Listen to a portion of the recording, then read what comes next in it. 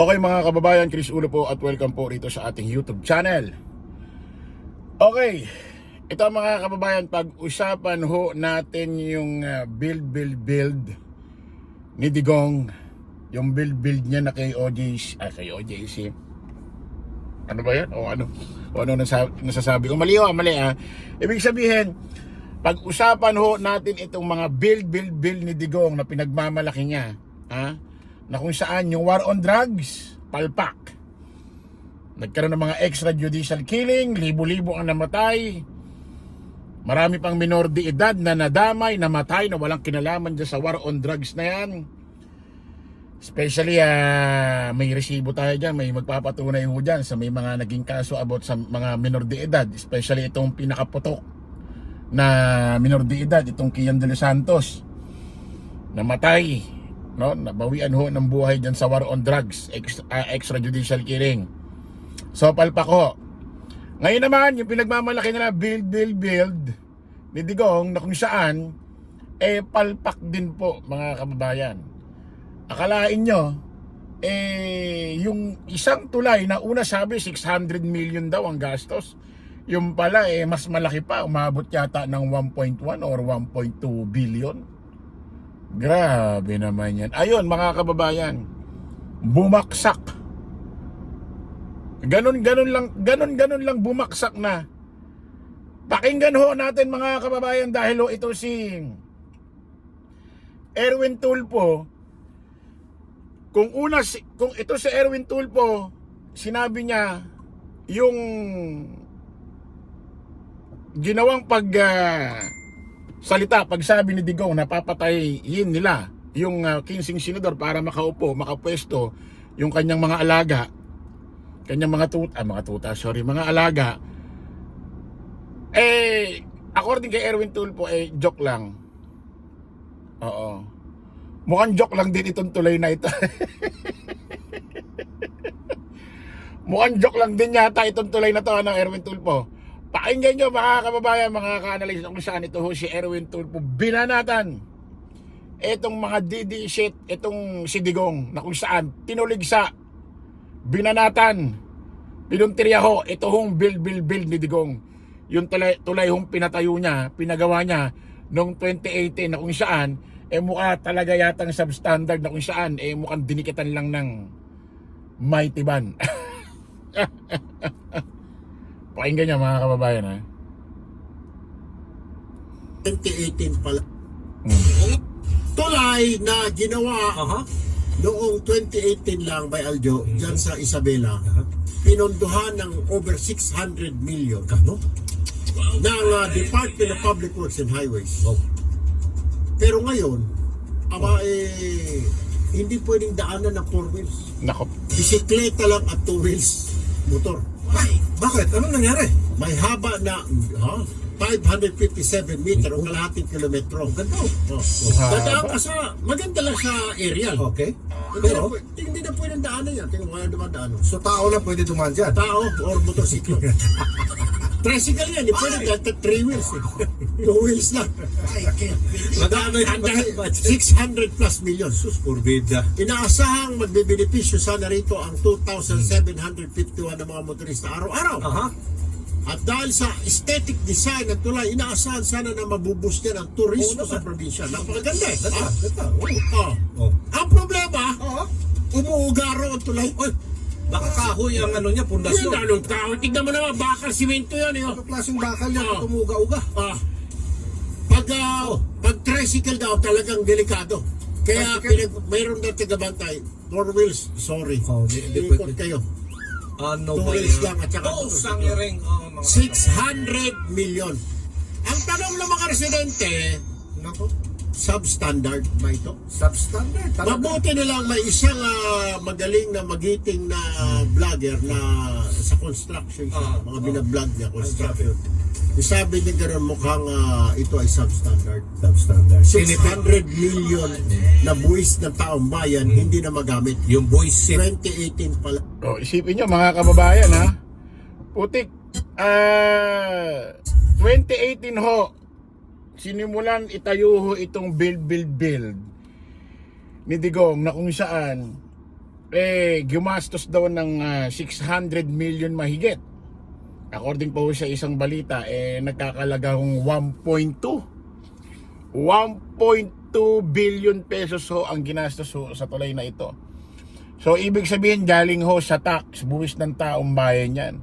Ang tanong, kung inabot ang gastos diyan sa patutugin natin isang balita, baka akala natin baka akala ng mga DD shit nag-aano tayo, nagpe-fake news. Pakinggan nyo ito, ha? Saan na ba? Ito, pakinggan natin.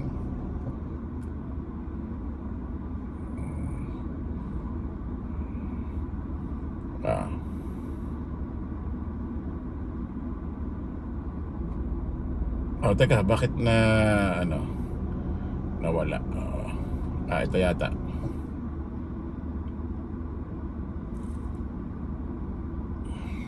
Pakinggan natin mga kababayan, ha? Titiyakin ni Pangulong Ferdinand Marcos Jr. na may pananagutan ang mga nasa likod ng pagguho ng bagong retrofit na Santa Maria Cabagan Bridge sa Isabela. Ayon kay Presidential Communications Office o PCO Undersecretary at Palace Press Officer Claire Castro, sinabi ng Pangulo sa kanilang pag-uusap na paiimbestigahan ang pagbagsak ng tulay.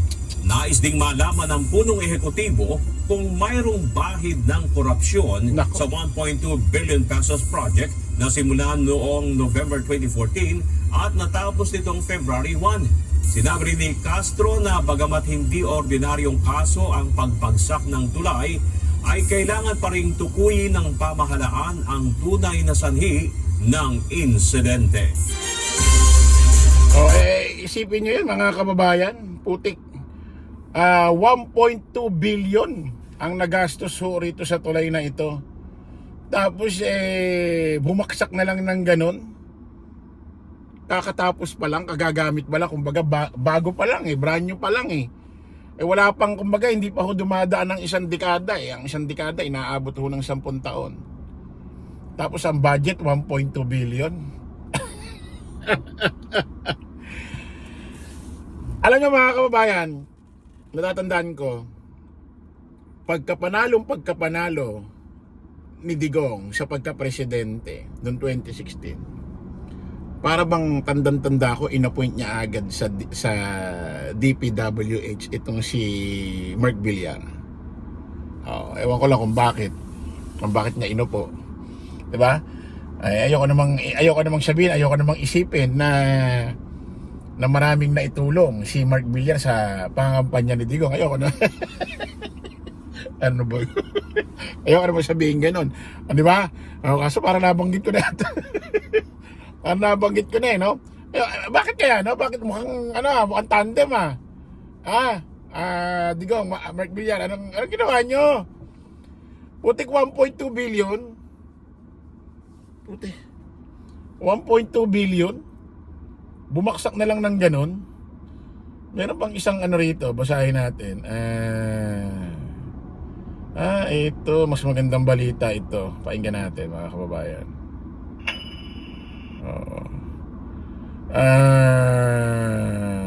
Teka lang. Dahil lang, pasensya na. Ito yata. Pakinggan natin. Ito na po ang follow-up tungkol sa bumagsak na tulay kung saan 6 ang sugatan sa pagbagsak ng bahagi ng tulay na nagdudugtong sa mga bayan ng Cabagan, Isabela. Nagdulot nito ng abala sa mga motorista at residente, lalo't kinailangan itong pansamantalang isara. Nagpapatrol Israel Malasa.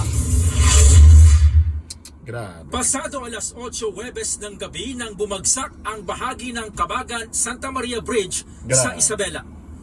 Tumatawid sa ibabaw ng tulay ang isang dump truck, 2 SUV. Teka lang isipin nyo at isang motorsiklo ng isipin nyo mga kababayan, yung ganito kahaba, kalaking tulay, bumaksak. Wala na yan, hindi na mare-renovate yan. Talagang papalitan na buo lahat yan. Di another gastos na naman kung sakaling itutuloy na naman ng gobyerno. Putik na build. Grabing legacy Digong iniwan mo, no? Putik. Try natin. Nang bumigay ang bahagi nito, 6 ang sugatan. Overall naman po lahat ng nairat na conscious, pero yung plus of motorcycles po, siya po yung later lang natalian. Yung sakay po ng isa sa mga na-involved sa aksidente, yung Toyota Innova, kasalukuyan pong nasa facility pa rin po ng Tuguegarao. Dahil yung asawa po at saka yung anak, yung nandoon, ay subject for operations daw dahil nagtamo daw po sila ng fracture sa spine, yung sa asawa, at yung sa anak naman po is yung sa left thigh niya.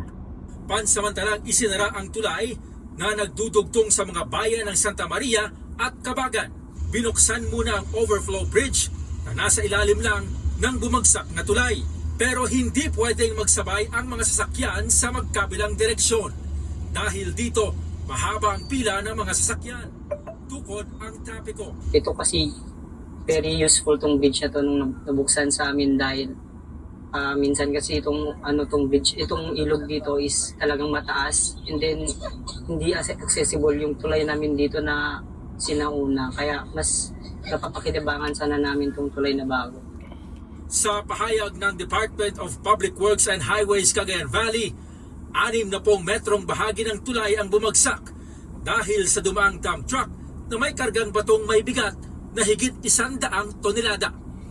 Giit ng gobernador ng Isabela, overweight ang truck.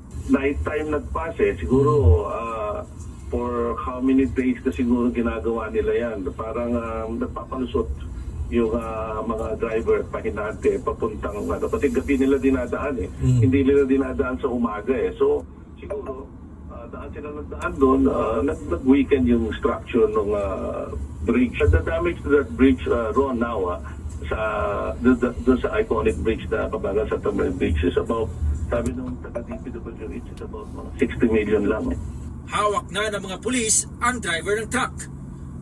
2014 nagsimula ang konstruksyon ng tulay at natapos lang nitong Pebrero 1. Pinondohan ito ng 1.2 billion pesos. Pero noong Disyembre, sinimulan na itong ipagamit sa ilang motorista. Wala pang pahayag ang DPWH Cagayan Valley kung kailan aayusin at bubuksan ang tulay. Israel Malasa, ABS-CBN News. Putik 2018. Sinimulang gawin ng tulay. So, ibig sabihin 2018 yung budget pa lang nandoon na. Ibig sabihin yung budget nandoon na, no? No. Digong, Mark Villar. Pa-burger ka naman, Digong. Mark Villar, pakanton ka naman, sir.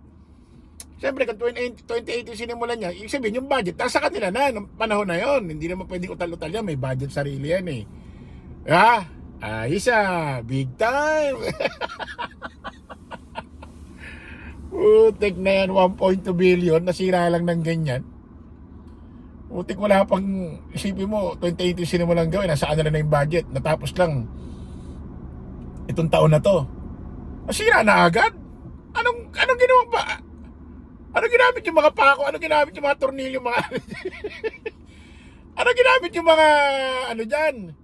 Mga kagamitan dyan? Ano ginamit yung mga materyales?